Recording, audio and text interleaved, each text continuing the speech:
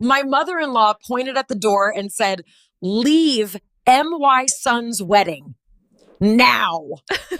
Have you ever spent years dreaming about the happiest day of your life, only to have someone destroy it in less than a minute?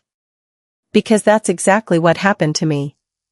My name is Emma Carter, and on what should have been the happiest day of my life, my future mother-in-law stood in front of 100 wedding guests, pointed at the exit, and told me to leave my own wedding. 30 seconds later, she was begging me not to. But by then, it was already too late. Before I tell you how everything fell apart, I need you to understand one thing. I didn't come from money. I wasn't the kind of woman who dreamed about designer handbags or country club memberships. I grew up in a quiet little town outside Nashville, Tennessee, where my dad owned a small auto repair shop and believed that your word was worth more than your bank account. He raised me with one simple rule. Never chase people who make you prove your worth. The right people will never ask you to. I believed him. At least, until I met Ethan. I was 26 when we met. It was raining so hard that afternoon that visibility on the highway was almost zero. My old Honda died right in the middle of traffic.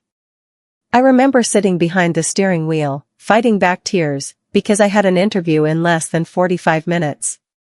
Then someone knocked on my window. A tall man wearing a navy raincoat smiled through the glass. "You look like you could use some help." That was Ethan Walker. He spent nearly an hour helping me push my car onto the shoulder while getting soaked in the rain. When the tow truck finally arrived, he handed me his business card. "If the interview doesn't go well," he grinned, "at least let me buy you coffee." I laughed. "It actually went great." "Then celebrate with coffee." I said yes. One coffee turned into dinner. Dinner turned into weekends together. Weekends became 2 years. Ethan was thoughtful, funny, patient. The kind of man who remembered little things. He always brought me hot chocolate on cold mornings. He knew exactly how I liked my pancakes. Every birthday, he somehow managed to surprise me. I honestly believed I had found my forever.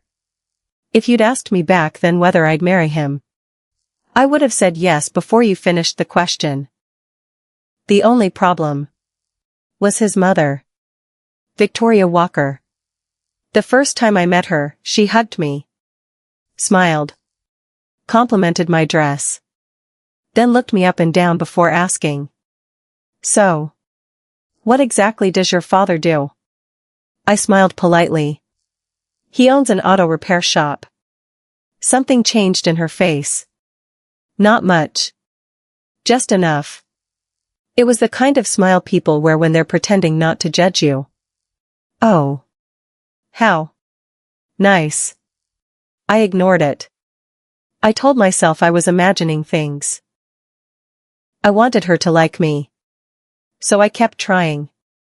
Over the next 2 years, I baked pies for Thanksgiving, helped decorate her house for Christmas, remembered her birthday, bought thoughtful gifts, drove her to doctor's appointments when Ethan was busy.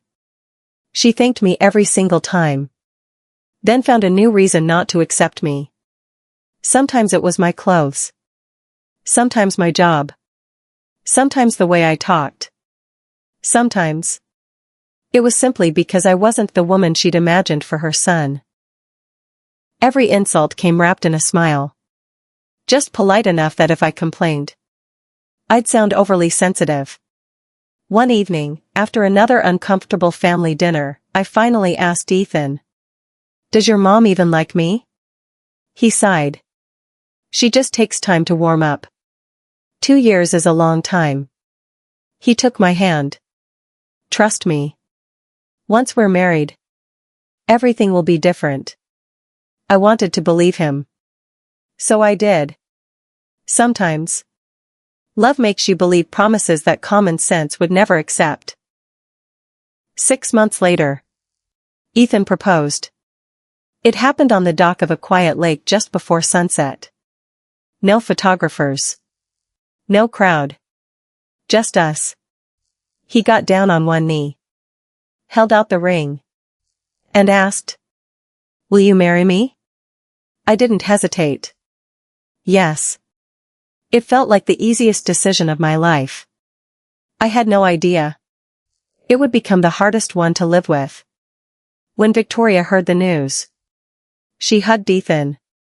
Then she hugged me and whispered into my ear so quietly that no one else could hear.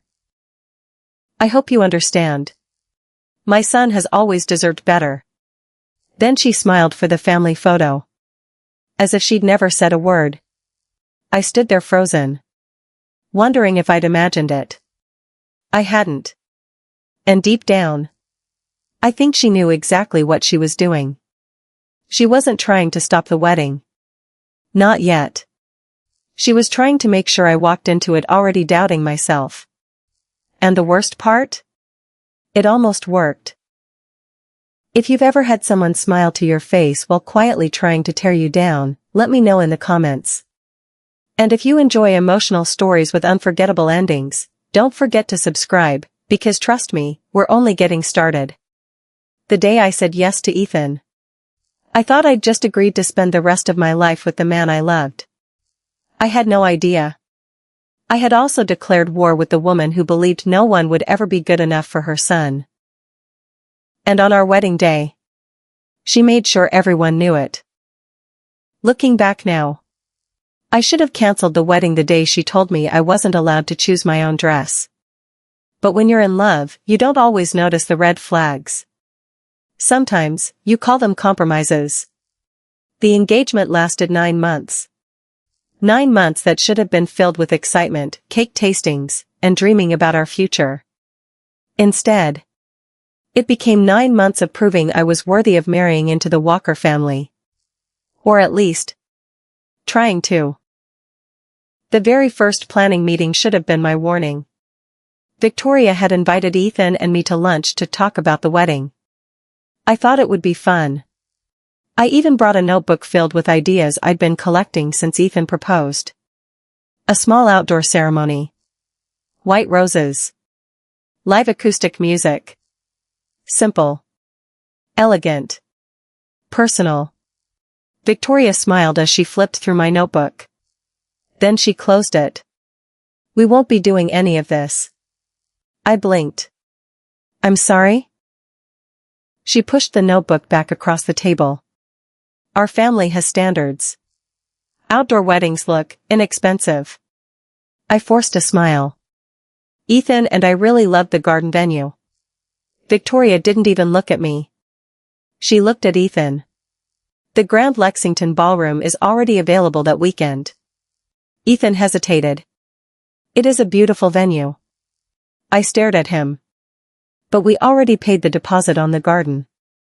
Victoria took a sip of her coffee. "Then consider it a lesson. Sometimes, losing a deposit is cheaper than embarrassing your family." I waited for Ethan to speak. To tell his mother this was our wedding. That we'd already made our decision. Instead, he reached across the table and squeezed my hand. "It's only a venue, Em. Let's not argue. Only a venue." That was the first compromise. It wouldn't be the last. Over the following months, every decision somehow became Victoria's decision. The flowers. The white roses looked cheap. The cake. 3 tiers aren't enough. The photographer. My country club has someone better. The invitations. Our family name should be printed larger. Even our honeymoon. I don't think Europe is appropriate. You should visit my cousin's resort in Florida instead. Every time I disagreed, Victoria smiled. Then turned to Ethan. "What do you think?" And almost every time, he chose peace over me. Not because he didn't love me. Because standing up to his mother had never been part of his vocabulary. One Saturday afternoon, I found my wedding dress. The moment I stepped out of the fitting room, I cried. Not because it was expensive. It wasn't. It cost just under $1,500. I cried because, for the first time since getting engaged, I felt like a bride. It was simple. Classic. Long sleeves. A soft satin skirt. Exactly what I'd imagined since I was a little girl. The sales consultant smiled. You look beautiful. I turned toward Ethan. His eyes filled with tears. You're perfect. For one perfect moment. Nothing else mattered. Then the dressing room curtain opened again. Victoria walked in. She hadn't even been invited. She looked at me for exactly 3 seconds before shaking her head.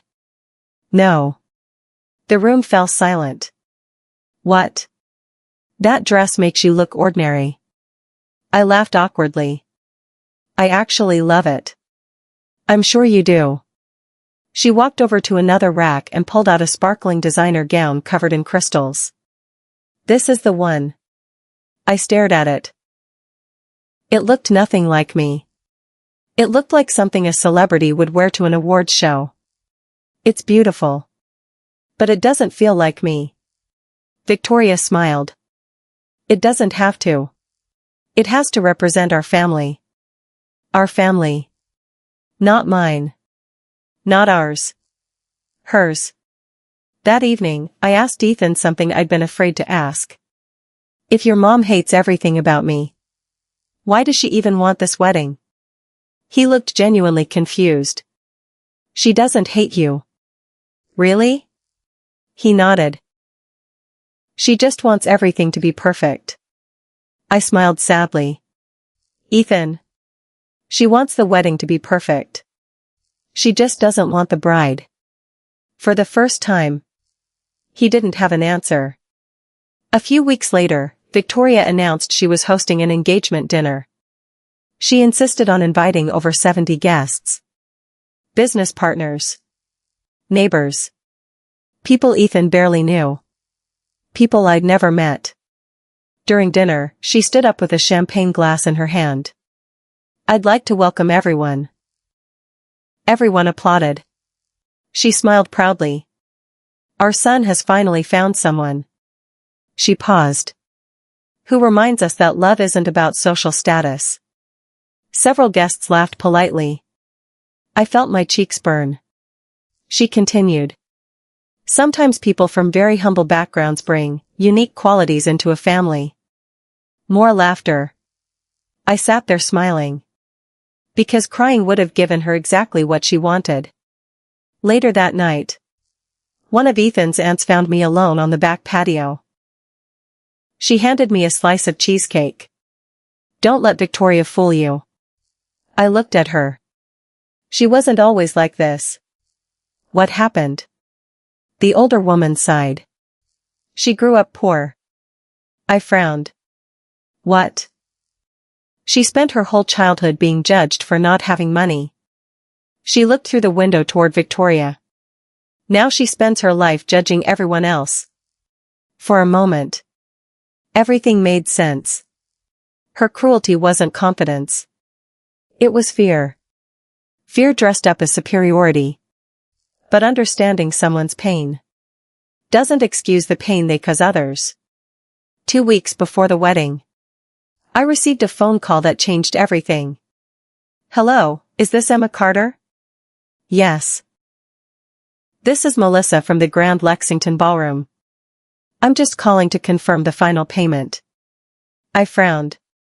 What final payment? The remaining balance of $42,000. My heart skipped.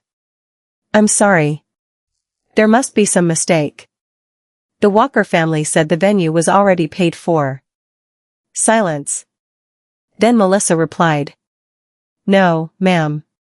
Without the final payment, the venue will cancel your wedding reservation in 48 hours. I slowly lowered the phone. 48 hours. A wedding that had taken 9 months to plan was suddenly hanging by a thread. And I had no idea that someone had been hiding a secret from me the entire time.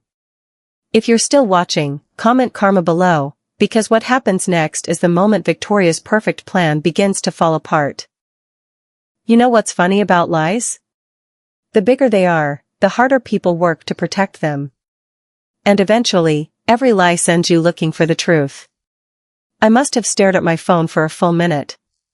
$42,000. There was no way that could be right.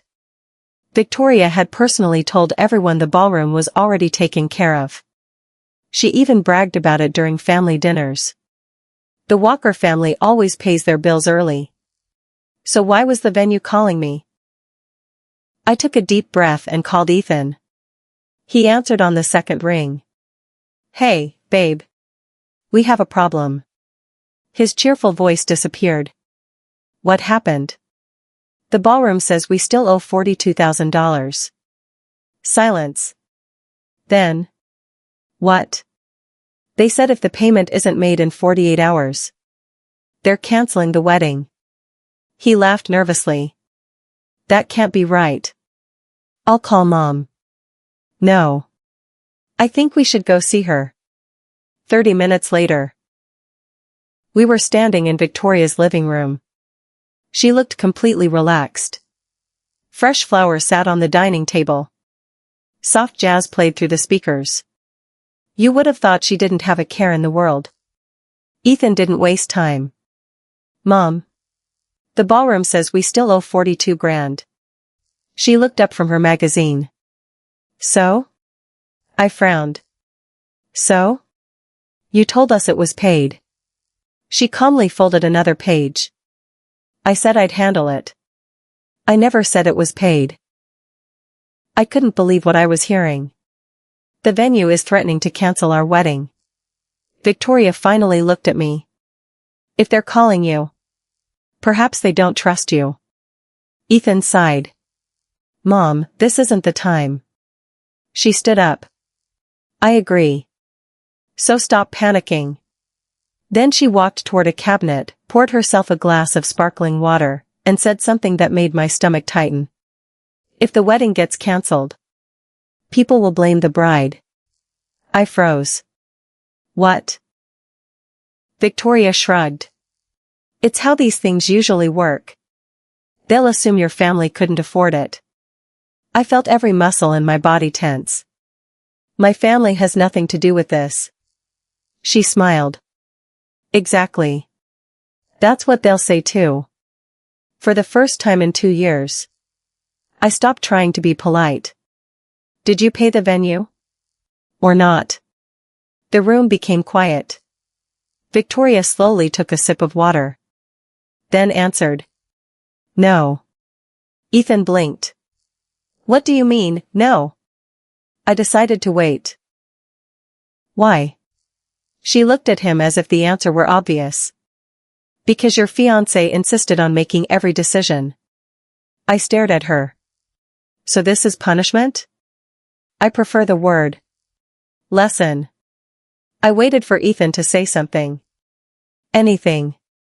Instead, he rubbed his forehead. Mom. This is insane. I've already invited everyone. So have I. She looked directly at me. If Emma wants this wedding so badly, perhaps her father can pay the balance. There it was. The real reason.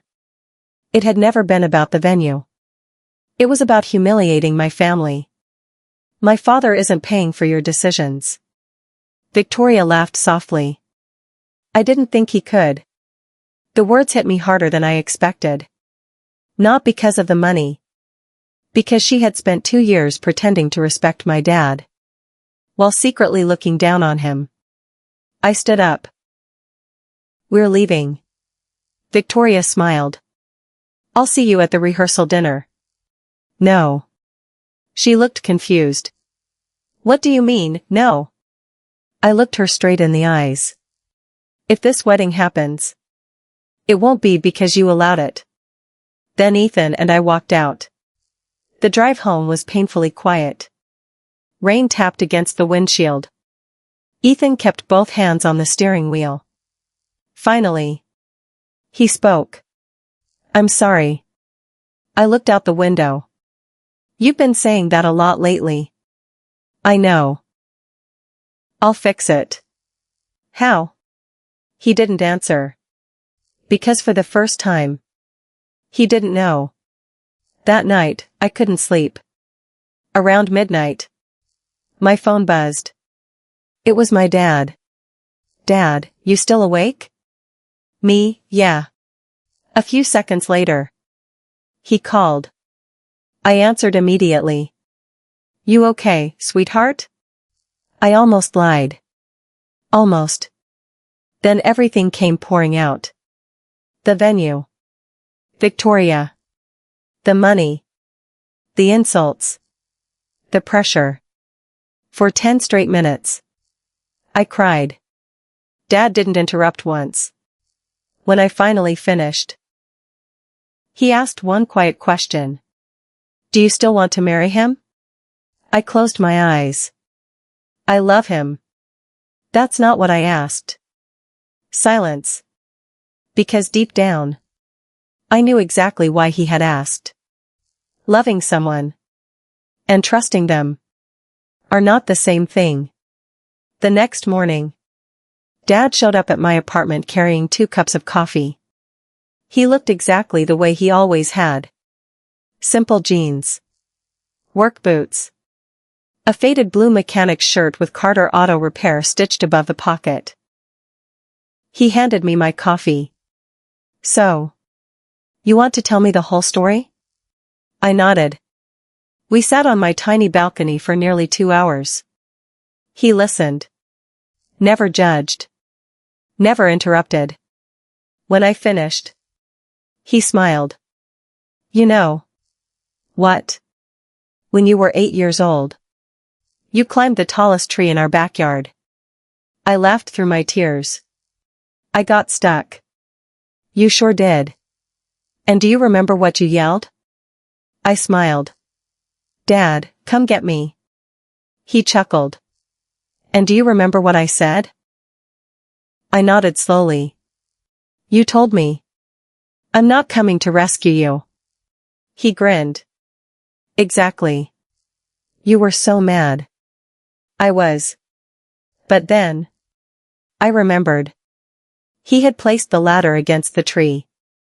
Not to carry me down. To help me climb down myself. He squeezed my shoulder. I've never wanted a daughter who needed saving. I wanted a daughter who knew she was strong enough.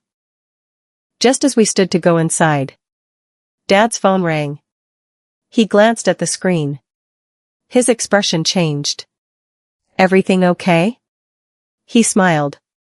Yeah. It's just an old business friend. He answered.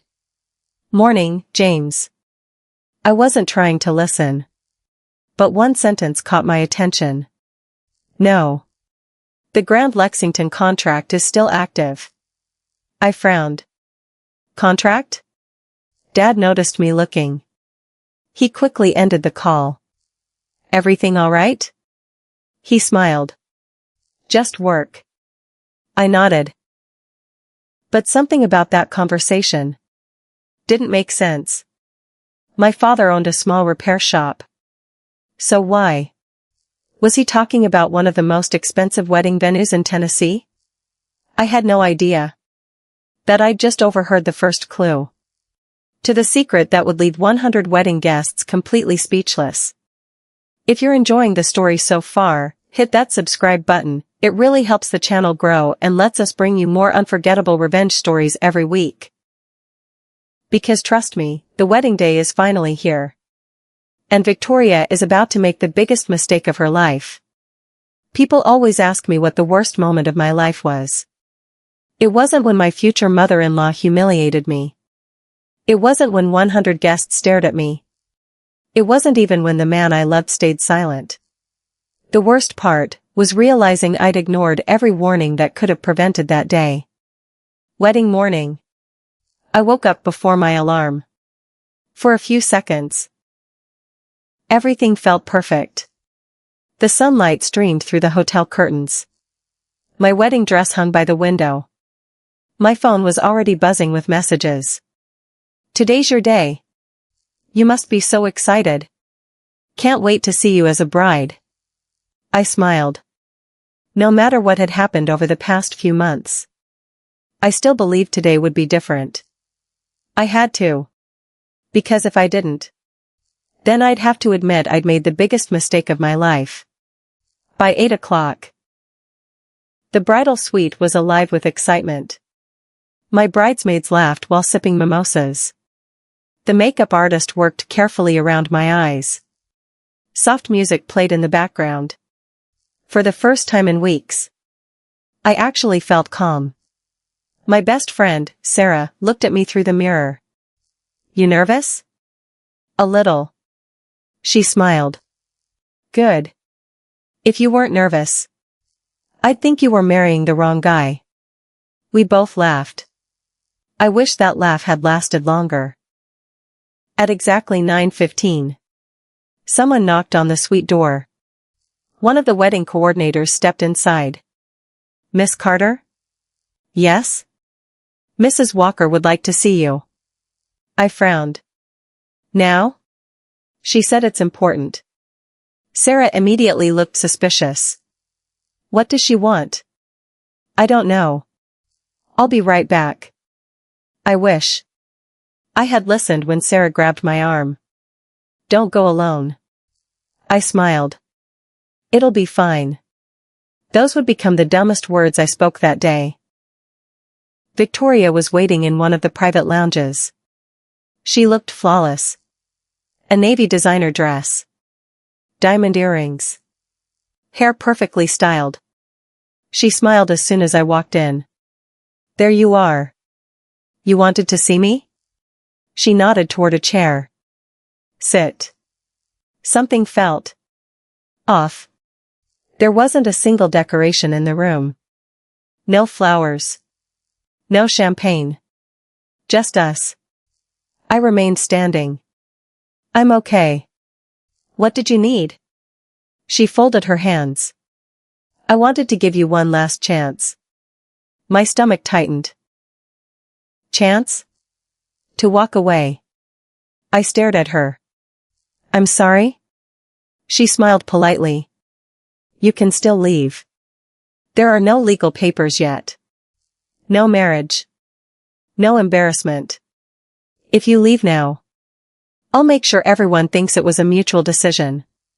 For a moment, I honestly thought she was joking. Then I realized she wasn't smiling anymore. "I love your son." "I know." "He loves me." "I know." "Then why are you doing this?"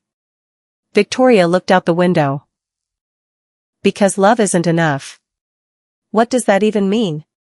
"It means my son deserves someone who fits into this family." I laughed in disbelief. "And I'm not good enough?" She looked me directly in the eyes. "No." The room became painfully quiet. I took a deep breath. "I'm marrying Ethan. Not you." She smiled. "That's where you're wrong. When you marry someone, you marry their family." She stepped closer. "And you'll never belong in mine."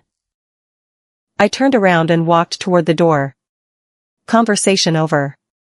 As my hand reached the handle, her voice stopped me. "If you walk down that aisle today, don't expect me to make your life easy." Without looking back, I answered. "You already haven't." Then I left. When I returned to the bridal suite, Sarah immediately knew something was wrong. "What happened?" I forced a smile. "Nothing." She crossed her arms. "I've known you since 7th grade. Try again." Tears filled my eyes. I finally told her everything.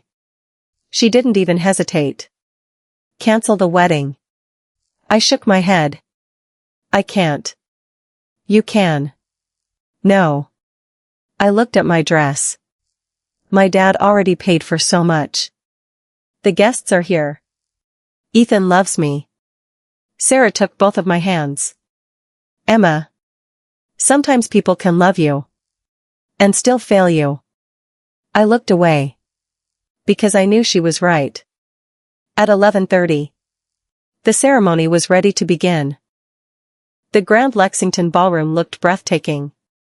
Crystal chandeliers sparkled above rows of white roses. A string quartet played softly. Nearly 100 guests filled the room. Business owners. Politicians. Family friends. People I'd never met. Everyone stood as the doors opened. I took one deep breath. My father offered me his arm. "You ready?" I smiled through nervous tears. "I think so." He leaned closer. "You know." "What?" "If you change your mind, we leave. No questions. No disappointment. I'll be proud of you either way." I squeezed his arm. "Thank you." The music began. The ballroom door slowly opened. Every head turned toward me. I saw Ethan standing at the altar. He smiled. For one beautiful second. Everything else disappeared. I started walking. One step. Then another. Then another. Halfway down the aisle. A sharp voice echoed through the ballroom. "Stop." The music ended instantly. Guests gasped. I looked toward the front. Victoria had stepped directly into the aisle. She wasn't smiling anymore. She was furious. She grabbed the microphone from the wedding planner. "This wedding is not happening." A wave of whispers swept across the room. I looked at Ethan. He looked shocked. But he didn't move. Victoria pointed directly at me. "You." She didn't even use my name. "Leave." I frowned. "What?" "You heard me. This family will not accept you. Leave." No one spoke. 100 guests. Watching me. Watching my humiliation unfold in real time. I looked at Ethan again. "Say something." He opened his mouth. Then looked at his mother. Then. He lowered his eyes. He said nothing. That silence broke something inside me that could never be repaired. Victoria smiled triumphantly. "I'll say it one more time. Get out of my son's wedding." Slowly. I looked down at the bouquet in my hands. Then, without saying a word, I placed it gently on the floor. Several guests began whispering. Some looked uncomfortable. Others secretly recorded everything on their phones. I turned toward the ballroom doors. One step. Then another. Behind me, I heard Victoria's satisfied voice. I knew she'd leave. She thought she had won. She had no idea that 30 seconds from now, her entire world was about to collapse. The ballroom doors opened once again. A deep voice echoed through the silent room. "I think you've forgotten one very important detail." Every guest turned toward the entrance. My father stepped inside. Not alone. Behind him walked 3 men in tailored suits. One carried a leather briefcase. Another wore a badge from the Lexington Hospitality Group. The third was the venue's CEO. Victoria's smile disappeared.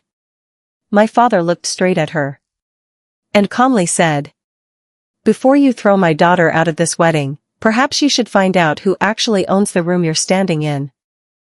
There's something I've learned about arrogant people. They spend so much time looking down on others that they never notice who's quietly standing above them. And that's exactly what happened to Victoria Walker. The ballroom fell completely silent. Not the kind of silence you hear after a speech. The kind of silence that makes people stop breathing.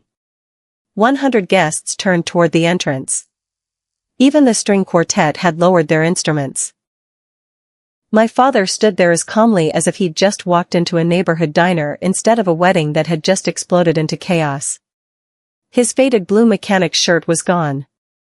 Instead, he wore a charcoal gray suit I'd never seen before. Perfectly tailored. Simple. Elegant. Standing beside him were 3 men in expensive business suits. The one in the middle immediately walked toward my father. "Good afternoon, Mr. Carter." He extended his hand respectfully. "I'm sorry we were delayed." My father smiled. "No problem, James. We're right on time." "Right on time?" I stared at him in confusion. Who was James? And why was he treating my father like the most important man in the room? Victoria forced a laugh. "This is ridiculous." She crossed her arms confidently. "Who exactly are these people?" James calmly reached into his briefcase and removed a black leather folder. "My name is James Whitmore. I'm the Chief Executive Officer of Lexington Hospitality Group." The room erupted into whispers. Almost everyone in Nashville knew that name. Lexington Hospitality owned luxury hotels, golf resorts, and some of the most exclusive event venues in Tennessee, including the Grand Lexington Ballroom. Victoria's confident smile faltered. "I'm not sure why you're here." James didn't answer her. Instead, he turned toward my father. "Mr. Carter, would you like me to explain?" My father nodded once. "Please." James opened the folder. 3 years ago, Lexington Hospitality faced severe financial difficulties after one of our largest expansion projects failed. Several guests exchanged confused looks. We were days away from selling this property. He paused. Until one private investor stepped forward. Victoria frowned. "What does this have to do with today?" James looked directly at her. "Everything." He continued. "That investor purchased 51% of this property's ownership." Then he turned toward my father. "Robert Carter." The room went completely still. I felt my heart pounding. No. That couldn't be right. My father owned this venue? Victoria laughed again. Only this time. It sounded nervous. "That's impossible. He's a mechanic." My father finally spoke. "I am. I've owned Carter Auto Repair for 34 years. He smiled politely. "But that's never been my only business." I stared at him. "Dad." He looked at me with apologetic eyes. "I'm sorry I never told you. I wanted you to build your own life. Not depend on my success." My mind couldn't process what I was hearing. The man I'd watched repair engines every weekend. The man who wore work boots every day. The man who packed his own lunch. Had quietly become one of the wealthiest investors in the state. Victoria shook her head. "No. This is some kind of joke." James calmly slid several documents onto a nearby table. "These are certified ownership records. The Grand Lexington Ballroom is majority owned by Robert Carter Holdings." He paused. "And according to the venue agreement, the property owner reserves the right to cancel any private event involving discrimination, harassment, or public misconduct." Victoria's face lost all color. One of the guests whispered, "Oh my God." Another quietly lowered the phone he'd been using to record. Even Ethan looked stunned. He turned toward my father. "You own this place?" Dad nodded. "I do." Ethan swallowed hard. "You never said anything." Dad gave a small smile. "You never asked." Victoria suddenly pointed at me. "So what? This is still my son's wedding." My father looked at her calmly. "No." He corrected. "It's my daughter's wedding. And after the way you've treated her." He glanced around the ballroom. "I no longer wish to host it." The words landed like thunder. Gasps echoed through the room. Victoria's mouth fell open. "What?" My father folded his hands. "As of this moment, this event is cancelled." The wedding planner looked terrified. She hurried toward James. "What should we do?" James answered without hesitation. "Refund every vendor." Pay every employee. Arrange transportation for all guests. He then looked at my father. And the flowers?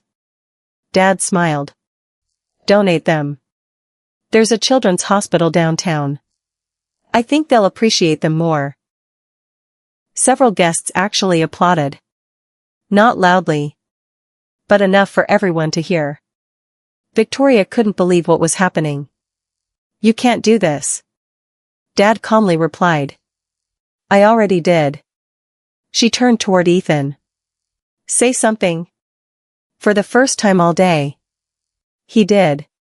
He looked at his mother and quietly said, Mom. Stop. She froze. He had never spoken to her like that before. Not once in his entire life. Victoria looked around the ballroom. People weren't looking at her with admiration anymore. They were looking at her with embarrassment, judgment, disbelief. Her perfect image was collapsing in front of everyone she'd spent years trying to impress. She took one shaky step toward my father. Then another. Her voice suddenly softened. Robert. I think we've all become emotional. I'm sure we can discuss this privately. Dad looked at her for a long moment. Then shook his head. No. You wanted an audience. So let's finish this in front of one. Victoria's hands began to tremble. For the first time since I'd met her. She looked afraid. Not because she'd lost the wedding. Because she had just realized. She'd picked a fight with the one man in the room who had absolutely nothing left to prove. If you're still here, you're about to witness the moment this story takes its biggest turn yet. Hit subscribe, because the next chapter reveals a family secret that even Ethan never knew, and it changes everything. I used to think the worst kind of betrayal was public humiliation. I was wrong. The worst betrayal is discovering the people who hurt you have been lying to the people they claim to love the most. No one left the ballroom. Not a single person. No one cared about the wedding anymore. They wanted answers. Victoria looked like she was searching for an escape that didn't exist. Her perfectly controlled world had cracked. And everyone could see it. My father calmly walked to the center of the room. James handed him another folder. Unlike the first one, this folder was much thicker. Victoria's eyes immediately locked onto it. What is that? Dad answered quietly. The truth. Ethan stepped forward. Dad. He stopped himself. He'd almost called my father Dad. Instead, he swallowed. Mr. Carter. What is all this? Dad looked at him for several seconds. I hoped you'd never have to find out this way. Find out what? Before Dad could answer, Victoria interrupted. Robert. Enough. We've embarrassed ourselves enough. Dad slowly turned toward her. No. You embarrassed yourself. I'm just finishing the story. He opened the folder. Inside were contracts, bank statements, emails, property records, and one document sealed in a clear plastic sleeve. Dad held up the first contract. 8 years ago. The Walker Development Group was almost bankrupt. Several guests gasped. One of Ethan's business partners frowned. That can't be true. Dad handed him the document. Read page 3. The man scanned it. His expression changed instantly. Oh. My God. Dad continued. Every bank had refused to lend them money. They were weeks away from losing everything. He looked at Ethan. Your father came to me. Ethan frowned. My father? Dad nodded. Michael Walker. He asked me for help. My heart skipped. Ethan's father had passed away 6 years earlier. Whenever anyone mentioned him, Victoria always described him as a brilliant businessman who built the family fortune from nothing. Dad sighed. Your father wasn't proud of asking. But he wanted to save his family. So I invested. The ballroom had become so quiet. You could hear the air conditioning. I loaned Michael enough money to keep the company alive. In return, he promised to repay me over 10 years. Ethan whispered. You saved us? Dad nodded. Your father did repay every dollar. Victoria quickly interrupted. See? Then what's the problem? Dad looked at her. The problem started after Michael died. James opened another file. Following Mr. Michael Walker's passing, Mrs. Victoria Walker became acting CEO. He paused. Within 3 months, she transferred company assets into private accounts. Several guests looked shocked. James continued. She also attempted to hide outstanding financial obligations from shareholders. Victoria shouted. That's a lie. James calmly slid another document onto the table. It bears your signature. She looked down. Her face turned white. Ethan slowly picked up the paper. His hands shook as he read. Mom. What is this? She didn't answer. He flipped another page. Then another. The room watched silently. Finally, he looked up. His eyes were full of disbelief. You forged Dad's approval? Victoria froze. You told everyone that he signed these papers before he died. She still said nothing. Ethan's voice cracked. He never signed them. Did he? Silence.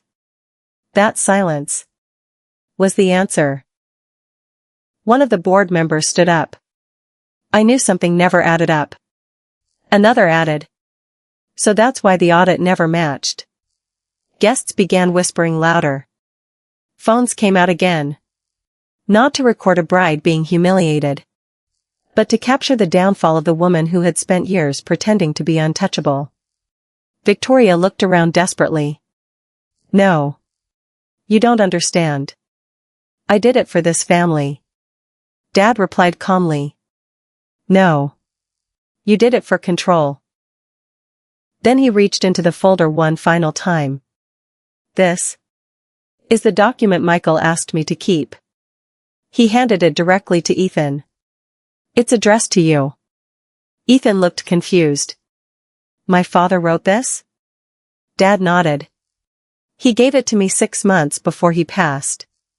He said, if anything ever happens to me, only give this to Ethan if he truly needs the truth. With trembling hands, Ethan unfolded the letter. His father's handwriting filled the page. He read silently. Halfway through, his shoulders collapsed. Tears filled his eyes. What does it say? Someone whispered. Ethan struggled to speak. My dad knew. He looked at his mother. He knew you'd try to control everything after he was gone. The room froze. He wrote. Son, if your mother ever asks you to choose between her happiness and your integrity. Ethan's voice broke. Choose your integrity. A tear rolled down his face. Because if you lose that, you'll lose yourself. For the first time all day, Victoria cried. Not quiet tears. Real tears. But they came too late. Because everyone in that ballroom finally saw her. Not as a respected socialite. Not as the perfect hostess. But as a woman who had spent years manipulating everyone around her. Including her own son. Ethan slowly removed the wedding ring from his pocket. He looked at me. His eyes were filled with regret. Emma. I'm so sorry. I should have believed you. I should have protected you. I failed you. The room waited for my answer. I looked at the man I'd loved for nearly 3 years. The man who had once rescued me on a rainy highway. But couldn't rescue me from the silence that mattered most. I smiled sadly. I know.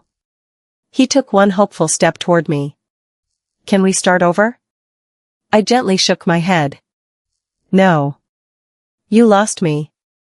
The moment you watched your mother throw me out of my own wedding. And chose to say nothing. His head dropped. Because he knew. There was no argument against the truth. As I turned toward the ballroom doors, my father walked beside me. Behind us. No one applauded. No one celebrated. Because real justice doesn't always sound like victory. Sometimes. It sounds like silence. The silence left behind. When the truth finally speaks. If this story has kept you on the edge of your seat, subscribe now, because the final chapters will reveal what happened 1 year later, and whether karma truly finished the story. Or was only getting started. People think revenge is watching the people who hurt you lose everything. It isn't. Real revenge is building a life so peaceful that their opinion no longer matters. And that's exactly what I decided to do. Exactly 1 year after the wedding that never happened. I stood in front of a mirror again. But this time, I wasn't wearing a wedding dress. I was wearing a navy business suit. There were no bouquets. No bridesmaids. No orchestra. Just me. Standing outside the building that carried a brand new sign. Carter Community Foundation. The same father everyone had dismissed as just a mechanic had helped me turn my dream into reality. Instead of spending my life trying to earn acceptance from people who never intended to give it, I decided to spend it helping women rebuild theirs. The foundation offered legal guidance, emergency housing, career coaching, and financial planning for women escaping controlling relationships. On opening day, the lobby was already full. Some women had bruises on their confidence. Others carried children. Many carried nothing but hope. As I unlocked the front door, I whispered to myself, "This is where my real life begins." The story of the wedding had spread faster than I ever imagined. Someone had uploaded a video from the ballroom. Millions of people watched it. News stations replayed the moment Victoria told me to leave. Then, 30 seconds later, they replayed my father's entrance. Comment sections exploded. Most people weren't talking about the venue. They were talking about one thing. Why hadn't Ethan defended his fiancé? That question followed him everywhere. 3 months after the wedding, Walker Development officially announced Ethan's resignation as CEO. He hadn't been forced out. He stepped down voluntarily. According to the press release, he wanted to rebuild his life away from public attention. But that wasn't the whole truth. The truth arrived one rainy Tuesday morning. My assistant walked into my office. "Emma. Someone's here to see you." "Who?" She hesitated. "Ethan." For a second, I simply stared at the window. Part of me wanted to tell her I wasn't available. Another part needed closure. Send him in. He looked different. The expensive watches were gone.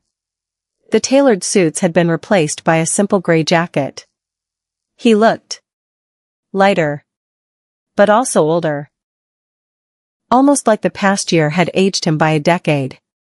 "Hi." "Hi." He remained standing. "I wasn't sure you'd see me." "I almost didn't." He nodded. "I would have understood." Several seconds passed. Finally, he reached into his pocket and placed a small velvet box on my desk. I frowned. "I don't want the ring." "It's not the ring." I opened the box. Inside was a tiny silver key. I looked confused. "What's this?" "My mother's house." I blinked. "What?" "I sold it." "You what?" He nodded. "The money went into a trust." "What kind of trust?" He smiled sadly. For women leaving abusive families. I stared at him. You don't owe me that. I know. I owe myself. I leaned back in my chair. How's your mother? His expression changed. I don't know. You don't know? I haven't spoken to her in 11 months. The answer surprised me. I told her that until she accepted responsibility for what she did, I couldn't be part of her life. I looked down at the key. Was that difficult? He laughed softly. It was the hardest thing I've ever done. Just then, there was another knock on my office door. Dad? He stepped inside carrying lunch. He stopped when he saw Ethan. The room instantly became awkward. Ethan stood. Mr. Carter. Dad nodded politely. Ethan. No anger. No sarcasm. Just respect. Dad looked at the lunch bags. I can come back. I shook my head. It's okay. He quietly sat down. After a long silence, Ethan looked at my father. I owe you an apology. Dad smiled gently. No. You owed one to Emma. I know. I gave it.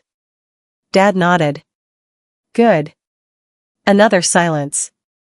Then Ethan asked something neither of us expected. Can I ask you one question? Dad smiled. Sure. Why did you help my family all those years ago? Dad didn't answer immediately. Instead, he looked out the window. Then quietly said, because your father once helped me. Ethan frowned. My dad? Dad nodded. When I first opened my repair shop, I was 23. Broke. And scared. One day your father walked in with a truck that barely ran. I fixed it. He couldn't afford the bill. So I told him to pay me whenever he could.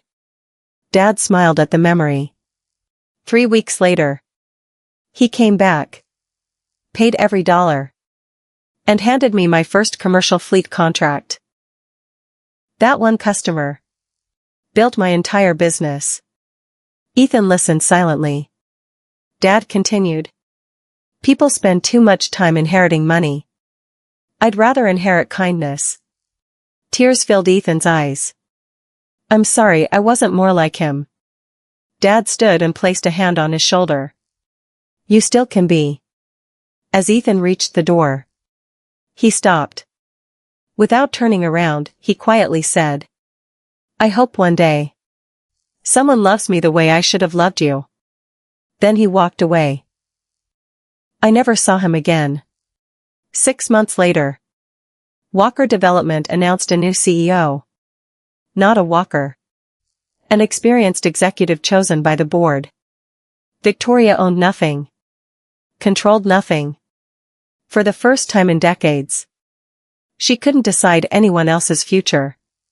She had to face her own. One crisp autumn afternoon, I received a handwritten envelope. No return address. Inside was a single note. Emma. I spent years believing respect could be demanded.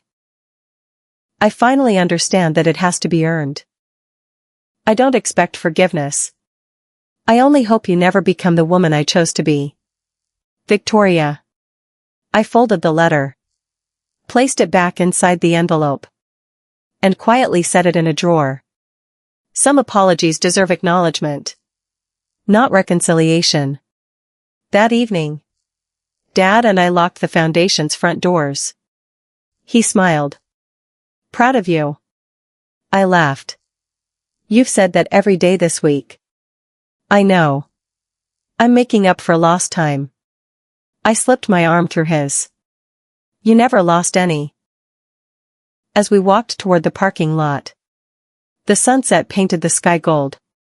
1 year ago, I thought losing my wedding meant losing my future. Instead, it gave me one. And sometimes, life doesn't save you by giving you what you wanted. Sometimes, It saves you by taking away what would have destroyed you. If this story reminded you that self-respect is worth more than anyone's approval, take a second to like the video, subscribe to the channel, and share it with someone who needs this message. Because our story isn't over just yet. In the final chapter, one unexpected meeting will prove that karma doesn't always arrive with anger, sometimes, it arrives with grace. People always ask me if I ever forgave Victoria. The truth is, forgiveness wasn't the ending of my story. Freedom was. Because the day I stopped waiting for an apology, was the day I finally got my life back. 2 years passed. Not slowly. Not quickly. Just, peacefully. And after everything I'd been through, peace felt like the greatest luxury in the world. The Carter Community Foundation had grown far beyond anything I imagined. What started as a small office with 4 employees now operated in 3 cities across Tennessee. Every month, we helped dozens of women rebuild their lives. Some needed legal advice. Some needed a safe place to stay. Others simply needed someone to tell them. None of this was your fault. Every success story reminded me why my wedding had fallen apart. Because sometimes, God closes one door so you finally stop knocking on the wrong one. One Friday afternoon, I was speaking at a charity fundraiser in downtown Nashville. More than 300 people filled the ballroom. Ironically, it was another wedding venue. As I stood on stage talking about resilience and second chances, I noticed someone standing quietly near the back of the room. She looked familiar. Older. Smaller. Almost fragile. It took me a few seconds to recognize her. Victoria. She wasn't wearing designer jewelry anymore. No expensive handbag. No perfect hairstyle. Just a simple navy dress.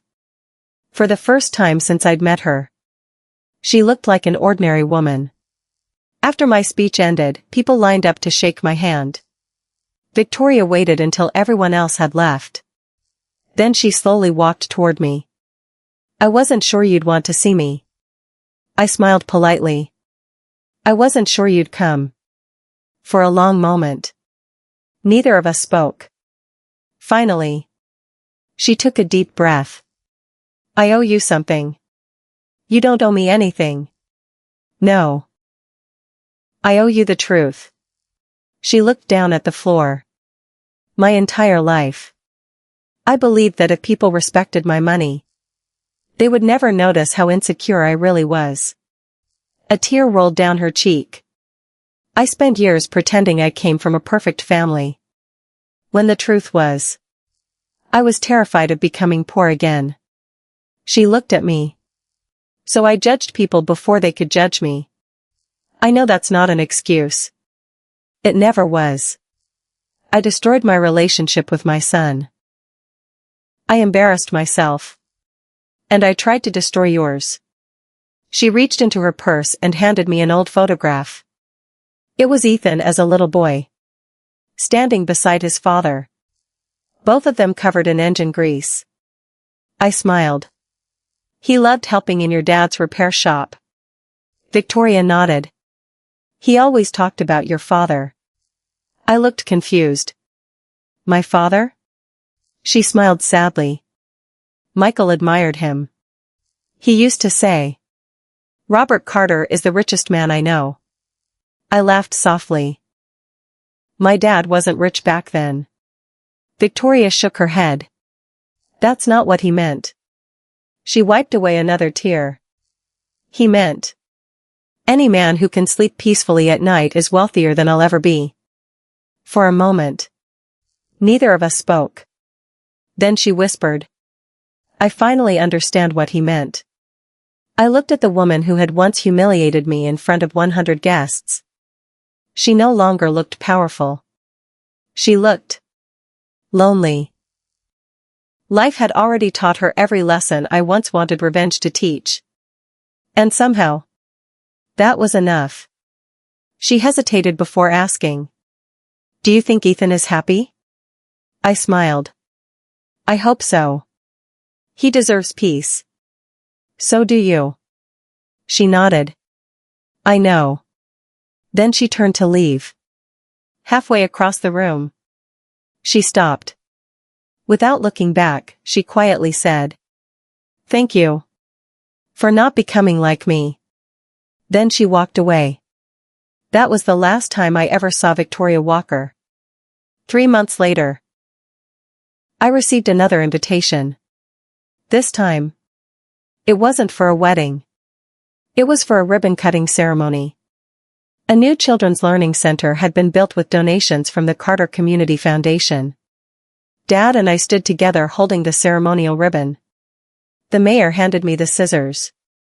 "You've changed a lot of lives, Emma." I smiled. "They changed mine first." Dad laughed. "Still making speeches, huh? I learned from you." After the ceremony, we walked outside. The sun was beginning to set. Exactly like it had on the day Ethan proposed years ago. Dad looked at me. "So, any regrets?" I thought about it. About Ethan. About Victoria. About the wedding that never happened. About the tears. The humiliation. The silence. Then I smiled. Just one. What? I wish I'd realized my worth sooner. Dad slipped his arm around my shoulder. "You got there. That's what matters." As we reached the parking lot, a little girl ran toward us. She couldn't have been older than 8. She held a handmade card in her tiny hands. "Miss Emma?" I knelt beside her. "Hi." She handed me the card. "My mommy said you helped us." Inside, written in colorful crayons, were just 6 words. "Thank you for giving us hope." I felt tears fill my eyes. Not because of what I'd lost, but because of what I'd found. Purpose. That night, I drove past the Grand Lexington Ballroom. The lights were glowing. Another wedding was taking place. Music drifted into the night. People laughed. Someone somewhere was beginning a new chapter. I smiled. Not because I wished it had been me, but because I finally understood. Some stories aren't meant to end with a wedding. Some stories begin the moment the wedding falls apart. And mine turned out to be far more beautiful than the one I'd planned. If you're watching this while wondering whether you should keep fighting for people who constantly make you feel small, please hear me. Love should never cost you your dignity.